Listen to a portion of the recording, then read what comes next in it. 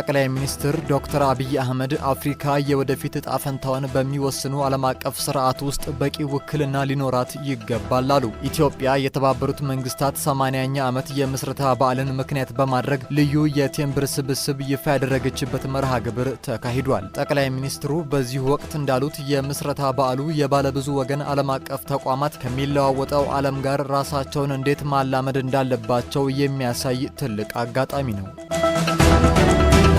የተባበሩት መንግስታት ዋና ጸሐፊ አንቶኒዮ ጉተሬዝ አዲስ አበባ ከተማ በአፍሪካ አህጉር ወሳኝ የዓለም አቀፍ ዲፕሎማሲ ማዕከል ሆናለች አሉ። አዲስ አበባን በተደጋጋሚ መጎብኘታቸውን አንስተው አሁን ላይ ያስመዘገበች ያለው ለውጥ በብርሃን ፍጥነት የሚለካ መሆኑን ጠቅሰዋል። ከተማዋ በአፍሪካ አህጉር ወሳኝ ዓለም አቀፍ የዲፕሎማቲክ ማዕከል መሆኗንም ነው ዋና ጸሐፊው የገለጹት።